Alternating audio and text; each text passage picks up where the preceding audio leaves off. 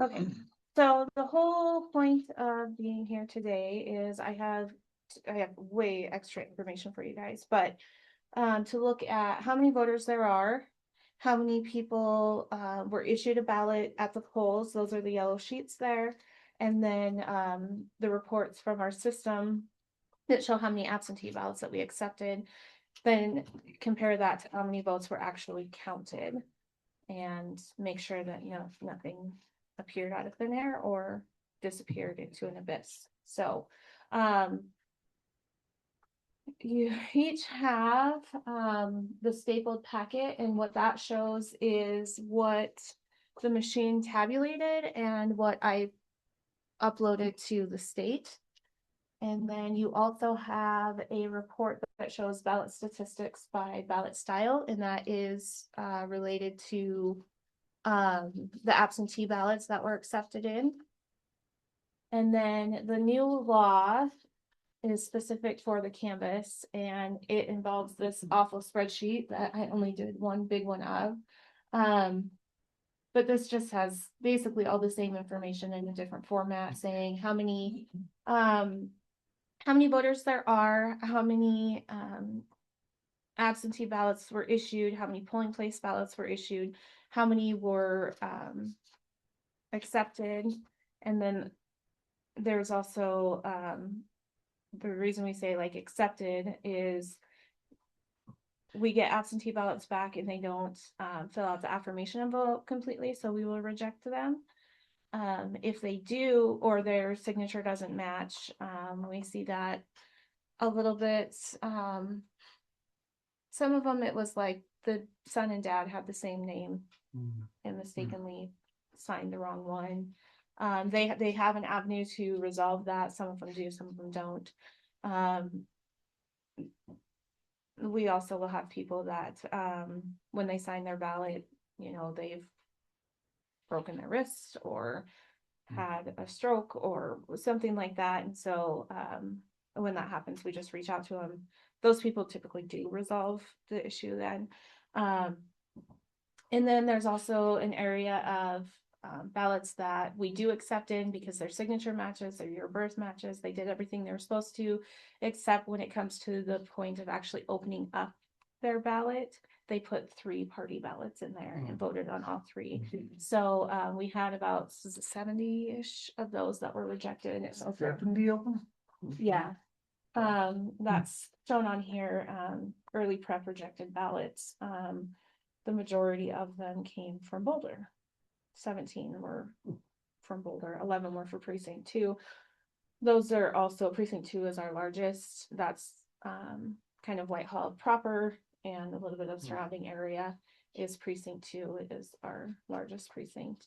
And precinct 4 and precinct 7 and precinct 9, which are basically Boulder, Clancy, and Montana City, those, and then all the rural precincts are a bit smaller. So anyways, like I said, there's a lot of extra information here. The biggest thing is to look at how many people were issued ballots and how many were counted to make sure that none disappeared and none appeared, and compare that to the results that are on that stapled report. So in years past, what commissioners have done is gone through and totaled, what's on the yellow sheets and what, or at least the sheets underneath it are what actually goes to the counting room. And that those sheets are tracking from the time we accept them and the ballots are removed from the envelopes to through the counting room. So but however you guys will. So what you're saying is this should match with what you got here, right? As for the amount of the people. Yeah, so basically the poll book sheets are there for you to observe, to review, to look to see that, what I have compared with absentees makes sense. But if you look at the sheets underneath that, I did tally them with a calculator tape on each precinct. And those should match what votes were reported. So the second sheet here has poll voters, accepted turnout, absentee, accepted turnout. How come the accepted are so much lower than the either the poll voters or the absentee, is that? Accepted, so that, I printed that off just to show the turnout. So we have 188 poll voters in precinct 1. Those are registered voters for that precinct? Mhm. Okay, those aren't people that actually voted. No. Okay, And then, 38 poll voters showed up to precinct 1, and out of the 353 absentee voters in that precinct, 164 showed up. Okay. And I like to do this one, this is the one he's looking at. I like to do this one just to show, well, one, that turnout sucked, but also that a lot of people say, well, everybody should just vote in person. The turnout is a lot higher with absentee because people can't. So those, that first line is the ones, those are ones who actually showed up at a polling place. No, I'm sorry, that's the total of poll voters registered. Registered voters in the district, so that's everybody that should come out and vote, but most of them don't. So how come then under absentee on that same line, you have 353? So in precinct 1, there are 541 total voters.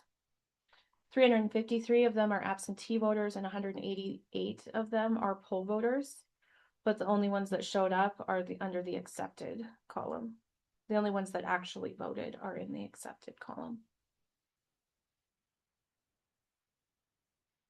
And that sheet is just an informational one just to show kind of to show turnout compared to registered voters. What's a typical turnout? I mean, the highest precinct was 12 at 52%. That was 25 people. Yeah, That's that's pretty good. That's Elk Park. Yes, Yeah. they did very well. They did a good turnout. This is a very low turnout, even for a midterm primary. I think in 2022, the midterm primary was closer to 50%. Okay. And this is, overall turnout for this election is 40.1%. Oh, okay. This one is very low and very low across the state. Everybody, it wasn't just Jefferson County then, huh? And like I said in the meeting the other day, I think, I don't think voters understand the purpose of a primary election. Right. That a primary is for the parties to get their final candidate to the general election. I think that's Kind of a nomination yes. election. Yeah, and you know, in different states, you have to actually register for a party or you just participate in that party's primary.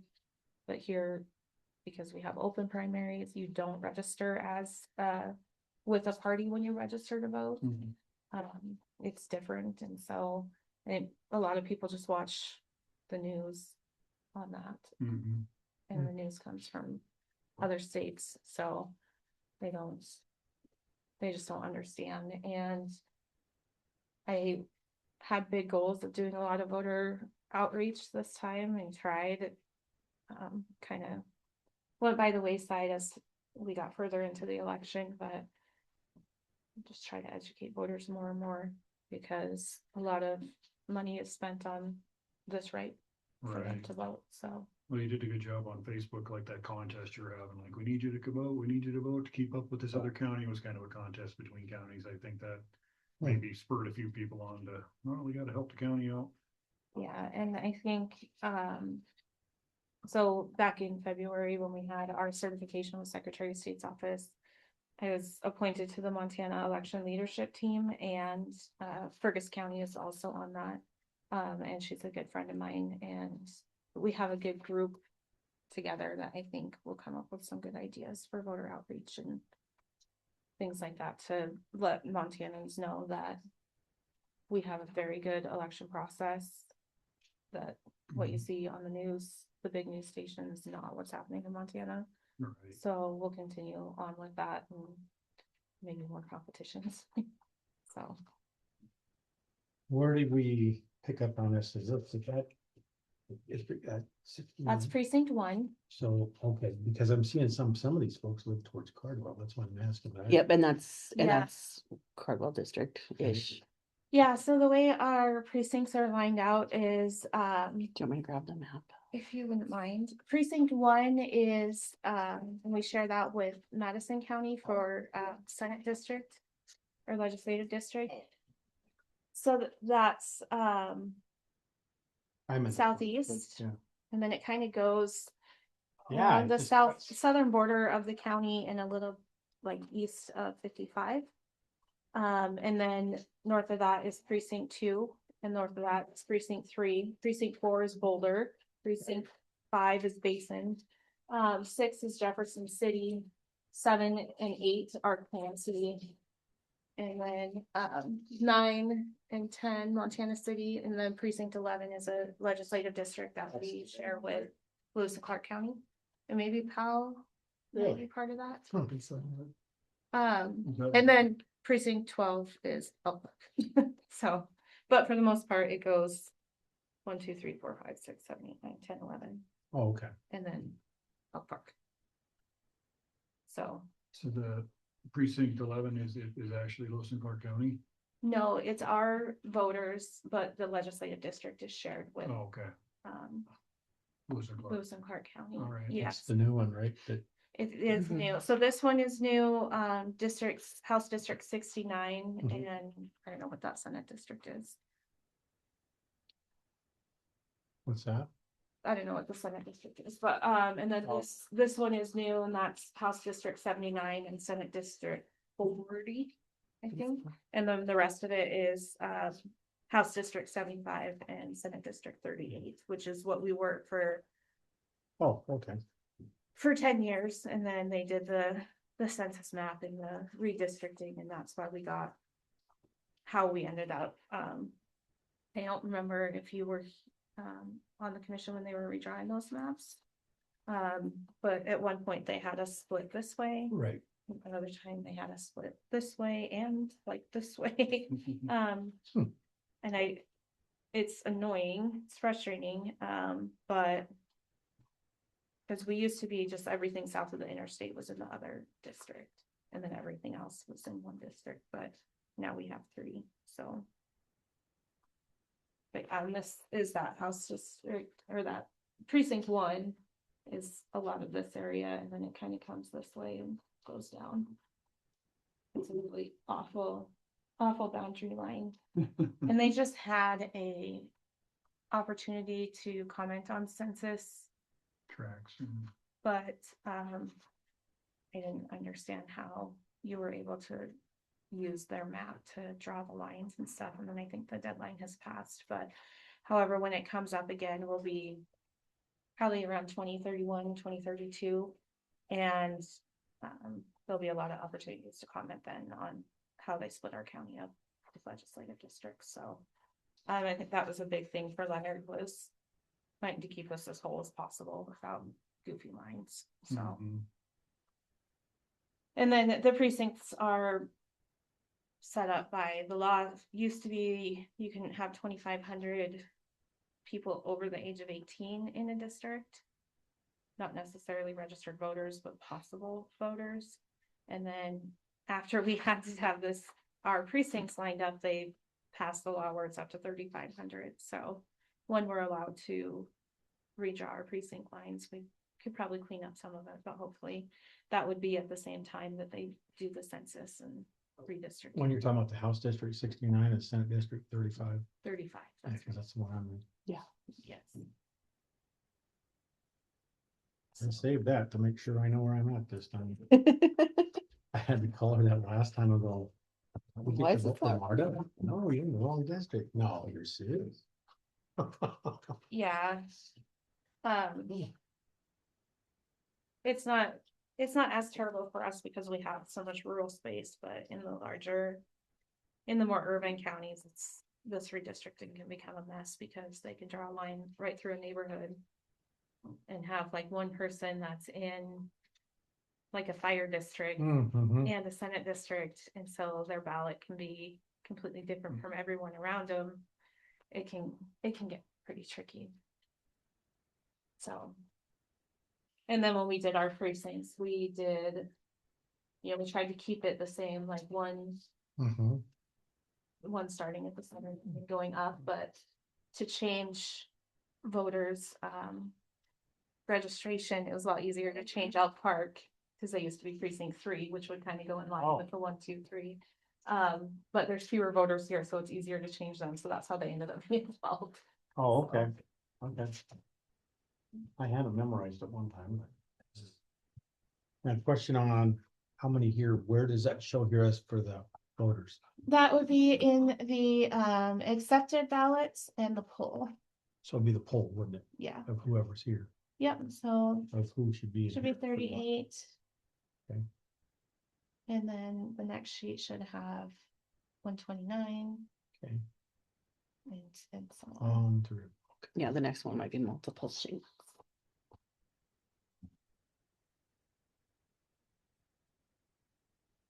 These sheets are the bags that come in.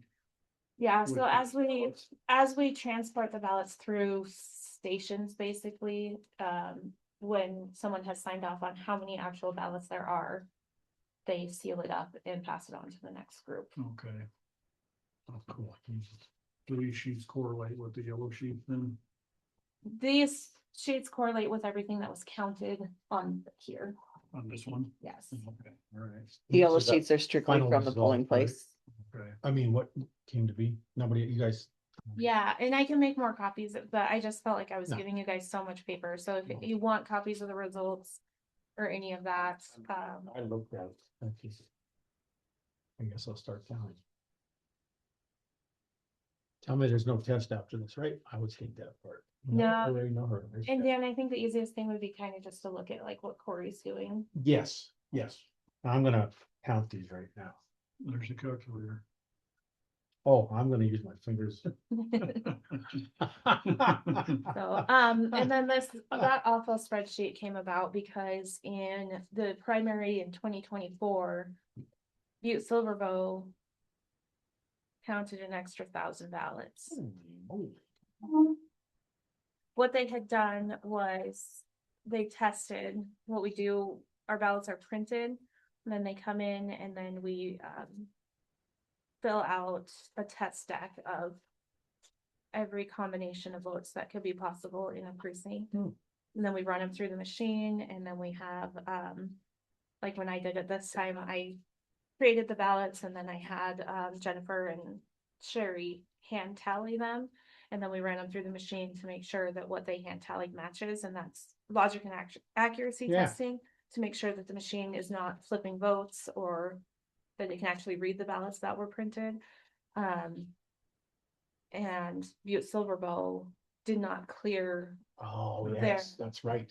After their testing test it, right? result. Yeah, so there was a big to do at the legislature about it, and the result was that we had to provide you guys with the spreadsheet, have to have this on our website before the canvas. I don't think it's very clear to read, but Mhm. there's some election watch groups that will be analyzing it, and I'm sure it'll be adjusted for future elections, so. Mm. Yeah. Can I see that? That baby's a antique. I think I'm the only one in our office that knows how to use it. I have to know, have, I I've have to had have one her for set it years. up before I I can't use it. I can't ever get it to do what I want it to Oh, do. we're out of paper. I don't need to print. I don't Let's have to start. shut the printer off on this one, but. This is old. We have a real calculator, well. A normal calculator too. if you need it. This one.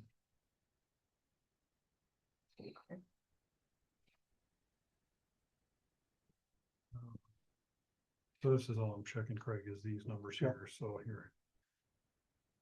That's what I'm gonna watch, cause that way both of us don't have to do it. Well, this isn't working like I'm used to. 14 plus 18. I might have to have a lesson. I brought the backup. That's odd. Can't you just put a number in, push plus and it? Then you gotta put the number in again and push plus again, and then, yeah, you gotta put plus after every number. 17 plus 18. I mean, shouldn't that give me the total? No, No, That should total. okay. yeah, then at the end you Oh, gotta hit it the won't star. show you the total each time, you just keep. Yep. Okay, okay, I think I understand. Yep.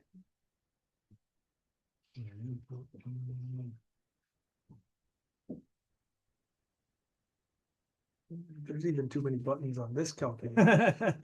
Yeah, man. 199. Hey, I got the right number. You get 199, you probably didn't go through them all, No, I just watched you. And then to clear it out, you just gotta hit the star multiple times. Or Or clear. the C button. It's just a little different than the one I'm used to. The one I'm used to will show you the total every time you hit plus. That one might too, but. the Just setting- different. I just out of curiosity, what's that when it says spoil? When they mark spoiled in their poll book, it means that the voter went to the voting booth and made a mistake. Uh-huh. And then they come back and their ballots are placed into a spoiled ballot envelope and they're issued a new one. Okay. So, That would be, what is this one? 5, which is what they say. so Jody Sutton went to the voting booth and made a mistake and then came back and her ballot was placed into a spoiled ballot envelope and she was issued. That's how you account for that other one. Oh, okay. Yeah, so then their total would be 21, but only 20 would be counted. Okay, interesting. I'm not So we seeing got on this one, Stephanie, 128 and 129 total number of ballots in the box. Which one do I count on this one? 128. These are the scanner, Oh, this is spoiled. yes. Okay, And then how many was scanned was 128. okay, So, yeah. gotcha, that's where I messed up the first time. 768, yeah. I don't think I want to go through all of them, I just wanted to do a test run. Make sure your calculator was working right. Is it? It's working good. Yeah, the one I on know my how to desk is set up. I haven't messed with the settings forever, so I know how to work that one. Like the one in the middle room stays that way. You should put like these. one of these in your next year's budget. Yeah. A new one.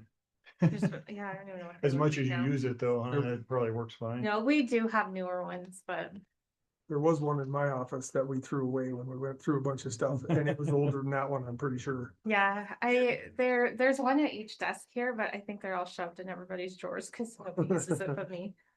I use the calculator on my computer. Now, those that Do you? file absentee, they're not on here, right? Right. Correct. Those are straight from the Another list? polling place. Okay. Wow. Is You there got one ballot in absentees somewhere precinct with the 9? absentees on here? That's crazy. What? Where was this total scanned one ballot? Precinct 9, what is that, a certain area or? Yeah, so what happens is kind of in the process, especially on election day, so we mail the ballots out on May 8th. We start receiving them in on May 11th, yeah. And so every day we have a batch for the mail and then in-person drop-offs. And we go through, scan them all in, so they're accepted. And then the Friday before the election, all of the ones that we've have accepted at that point, we have election judges come in and that's when they remove them from the secrecy envelopes. Which is where they would discover if they voted all 3-party ballots or whatever. So we have a big batch at that time. And they're just confirming that all the ballots are there that we have accepted in. And then they seal that up and it gets a sheet like that. And then on election day, we have random ones coming in at different times. Okay, So we had deputies go to like Montana City, Jefferson City and Clancy and pick up any that had been dropped off at the polls. So there would be like one random one for precinct 6 in Montana City. okay. And so that's why there's little batches of like onesie. Just little ones. Twosies, yeah. Okay, gotcha. So each of these sheets is a different time you looked at the ballots coming in. It's basically a different batch Okay. each time, yeah.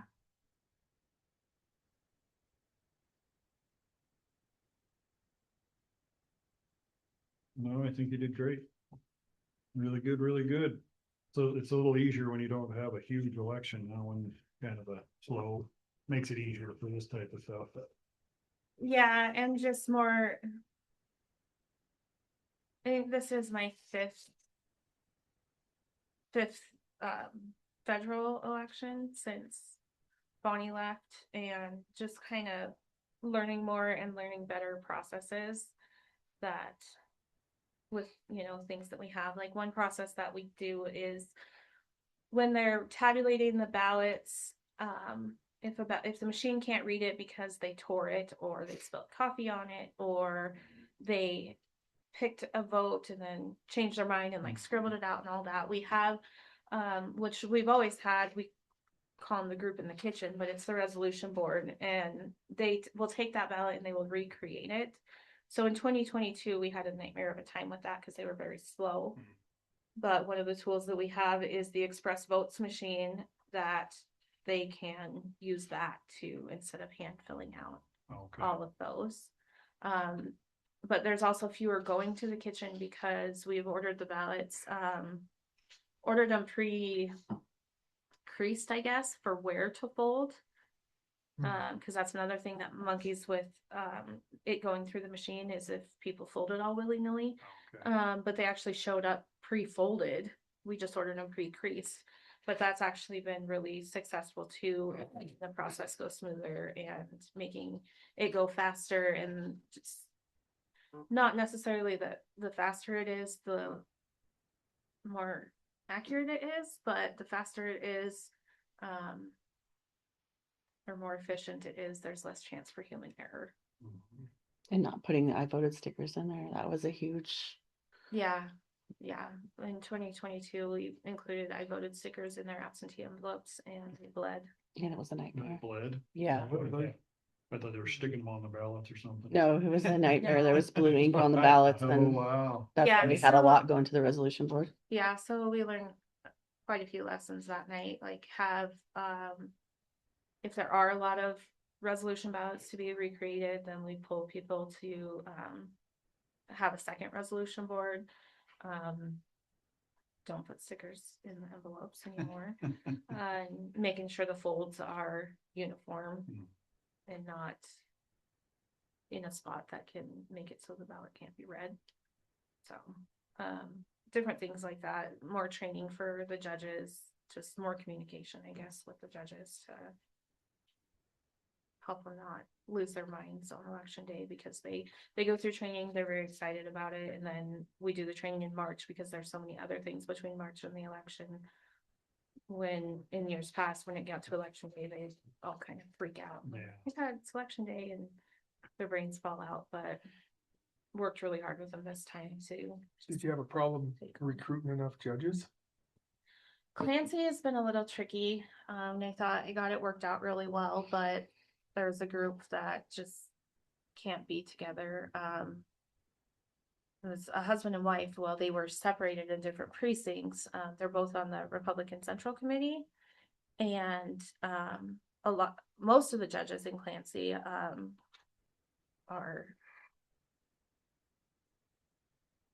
they work with a lot of groups that are questioning elections. So it's fantastic that they're being a part of the process so they can understand what's going on. But they also have very strong opinions, and yeah. Hard to work with sometimes, huh? Yeah, so they had a lot of inappropriate conversations. at They the let, Clancy- they let their opinions be known in the wrong places. at the Clancy polling place. So I think I have a plan to re-raise that. But Whitehall's really good. Montana City did amazing. Those people show up. We had a handful retire from Montana City, but other people stepped up and were happy to, and were understanding of changing processes with changing of the guard up there. Clancy's just kind of tricky, but Elk Park, surprisingly, we had people show up to be judges. In Basin, we have had too many in Basin in the past that they were like, well, I don't really want to do it because you don't move me. But I said, I do need you because people are gonna quit, and they did. So like Roger Johnson, he went to Basin this time, and He seemed to enjoy it. and yeah. they like that, so. We will Um, have to do a lot of recruiting. For the presidential, I think I'll, Yeah, because we had a lot of people come to us and say that they were moving and yeah, but that's, you know, part of the. Not necessarily the Secretary of State, but her elections team, they've been working on that.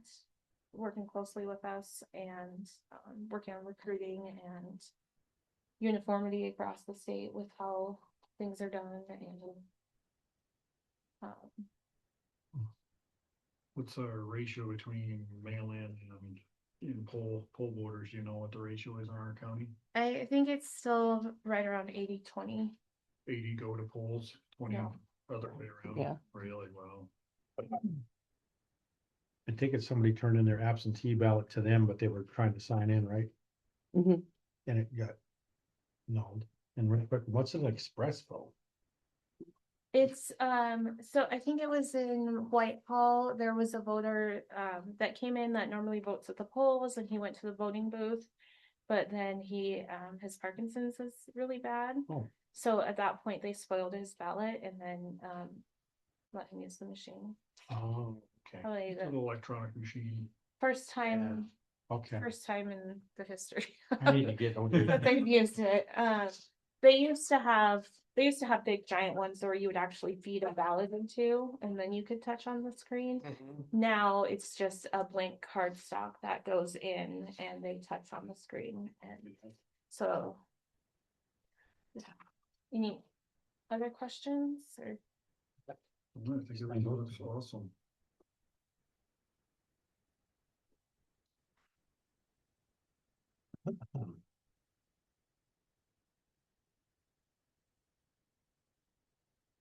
Okay.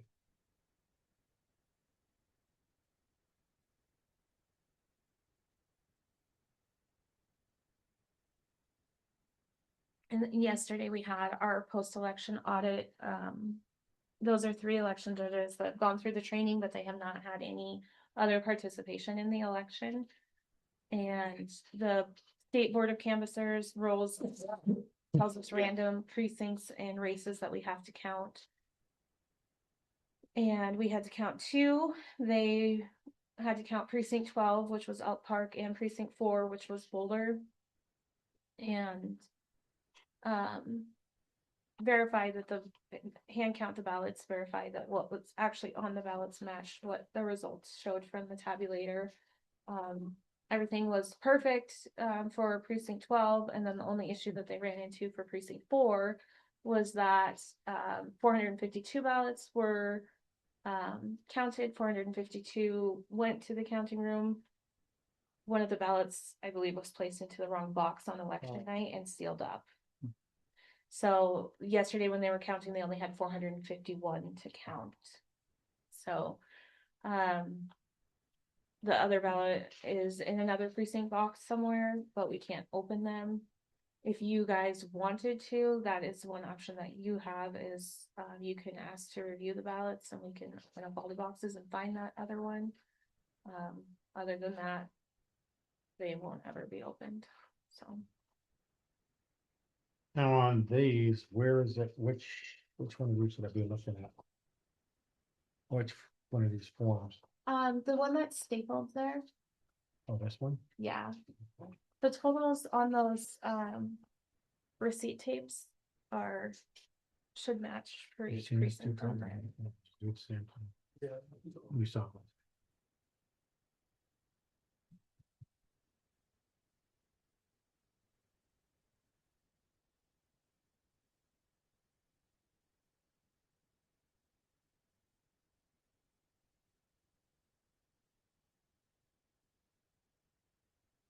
Those yellow ones. You wanna see the other ones? Yep.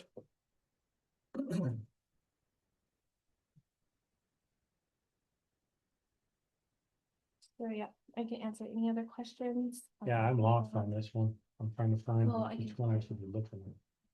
If you're comfortable with it. You're buying. So let's see on here. We're looking at precinct 1, total 199. Okay, see, I was looking at these. I'm not sure how. All of these are totaled on here. Oh, okay. 114, Oh, so that's what it should be. Okay. Oh, And okay. then 18, I was going to. 18. So each one of these sheets represents a different batch that went through the counter. Oh. So the total of these sheets for precinct 1 is 199, and that's the total that was counted by the machine. Okay, Okay, and then, is that the next one? 75? Precinct 2? precinct 2, the total of these sheets is 760. Oh, you make it easy this way. Oh, thank you. It's Here I am trying to look at all these well, numbers. it's a lot of paperwork here, and it all makes sense to me, but I realize it's not stuff that you guys look at every day, so. And then I just have a minute entry saying, that you guys met today to canvass the election.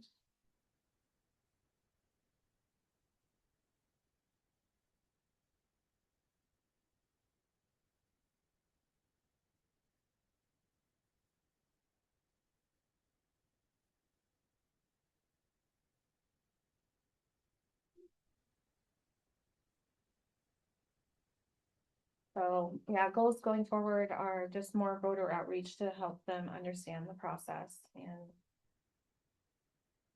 What time did you get done Tuesday night? 10:36. I think we counted the last ballot at 10:36, and then It's not too bad.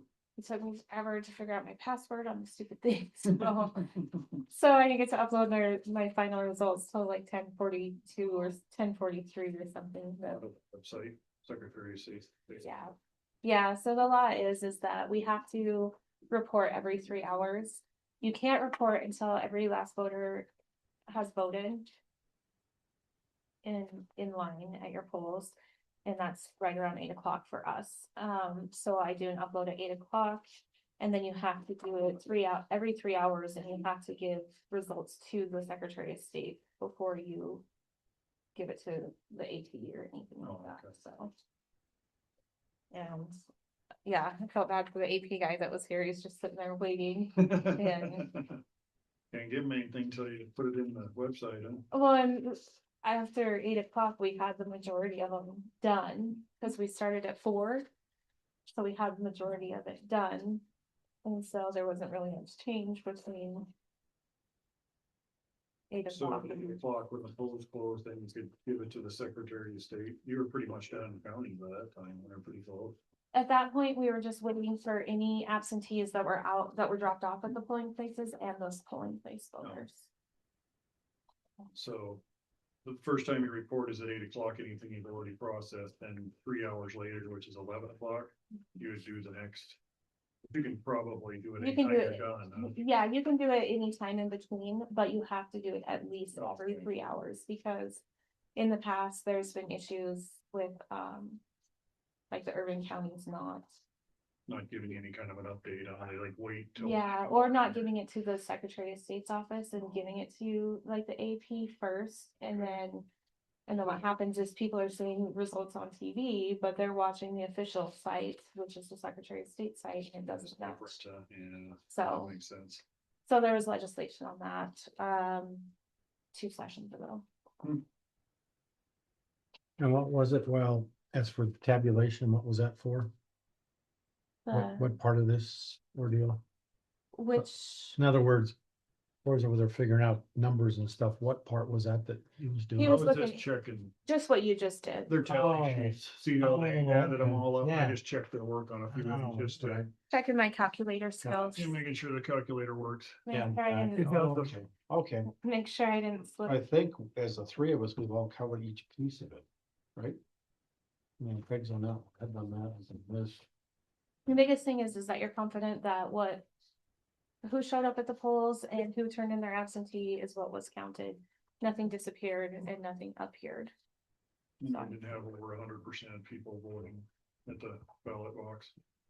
And then, what is it? For the absentee, we don't see those, right? You ladies see that, right? That's for the absentee part of it. I mean, we don't see these other names of whoever that is on the absentee. Then, yeah, there is a report that can be ran from the system to see who Okay, voted and who didn't vote. there's never been a question in the past, has there? I mean, yeah. not since you've been, but I mean, in any time. Not necessarily with us, but there are people questioning all of it, and Okay. those people get a, I don't know, is it daily or hourly, download from the Secretary of State's office about voters in Montana, and Okay. they send us lists, every couple weeks, like, well, this voter's dead, but they're still on your voter rolls, or, and then we go look, and no, we have already removed them off, or this person moved to a different state, Hmm. and it's not as simple as us just canceling them, because Okay. someone sent us an email saying, I know that person moved out of state, so, yes, we do get them removed, and if they really are in another state, they're not voting. But then it gets tricky where we have, like right now, we have an older gentleman that's, staying in Oregon for, Oh. I don't know if he's has some kind of treatment he's going through at a hospital in Oregon or something, or if he's just there visiting for right now. And this group wants us to take him off our voter rolls, but I talked to him on the phone, I've emailed with him, we've sent him letters. He still resides in Jefferson County, he's just temporarily away, so. So yeah, there are people watching that and letting us know frequently. So. You get notified about the deaths sooner now too, That's what I was wondering. It's, yeah, well, so we've always watched the obituaries, and we get the death certificates, we have to file them, so we've always been on top of those ones, it's just the out-of-state ones. But we are getting those more frequently now from DPHHS and the Secretary of State's office, so yeah, apparently when they set up some system at DPHHS, this is the story, is that someone asked, like, well, do they want out-of-state deaths too? And someone said no. All it was just a sit-down conversation, in the past year or so between the Secretary of State's office and DPHHS saying, why can't we get this information? They're like, oh, you can. that makes it nice. Yeah, so. So how do you know when somebody moves out of town? Somebody packs up and moves up, how do you get notified to get them out of the voter rolls? So one way is when they register in that state to vote, Okay, that state Secretary of State's office sends our states, and then our state disseminate disseminates that it. down. Yeah, Okay, that's one way. Another way is that we send them, if they don't vote in a federal general election, all those people, we send out letters to, asking, do you still live here?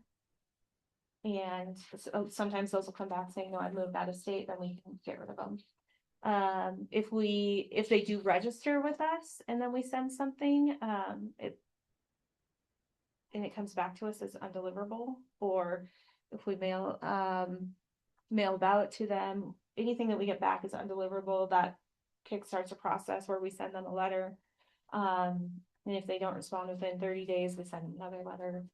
And then we can move them to inactive. We can't necessarily cancel them. But if they're inactive for 2 presidential cycles, then they're canceled. okay. But usually in that meantime, we do find out that they moved. They'll register in a different state, or so yeah, there's a handful of. So it'd be pretty hard to vote, for somebody to vote twice if they really wanted to. If they got their absentee ballot from Jefferson County and they're living somewhere else, they could vote there and vote here. They could probably do that in an overlap cycle, huh?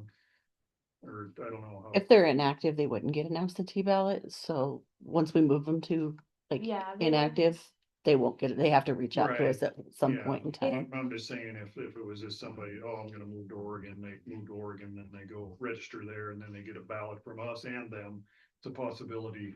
It's not quick enough to catch everybody that moves, to not let them vote twice, but. Yeah, but the other part is that we're doing elections all throughout the year.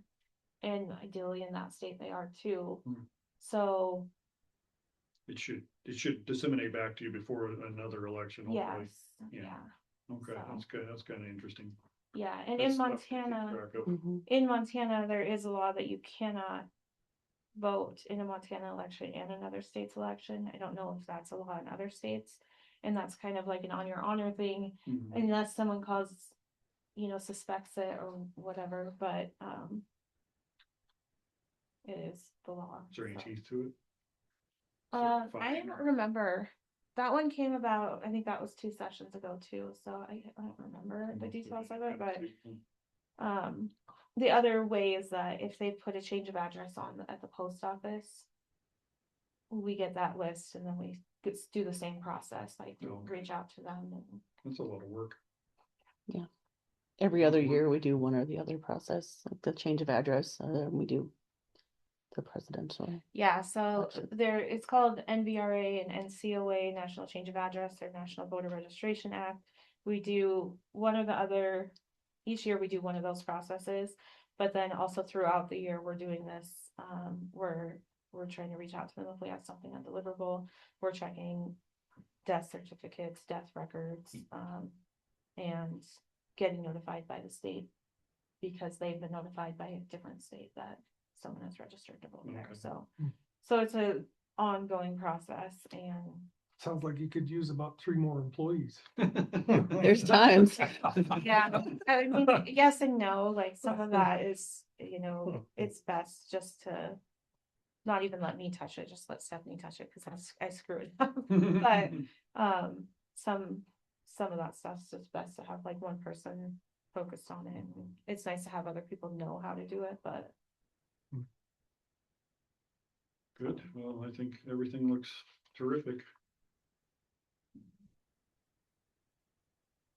It's yeah, it's a process that we can talk about a lot and we look at it a lot, but if there's ever any questions about us, about anything, I might have gotten a little snippy with a few voters this time, so It takes so much. they might, they may come after me or call you guys, and I'm happy to explain anything that needs to be explained, so. I think that's all you have to do is just get you guys to sign those 2 forms and. Yeah, Do you want this meeting to be up on the commission meetings bunch or I don't think it necessarily needs to be posted, just so it's available? yeah, Do you want to work with Shane? Cause he gets an I email, will. once I hit the stop record, he gets an email for this recording, so Yeah. whatever you want to do with it after this. yes, I will talk to Am I them. okay to stop the recording on this now? Yes,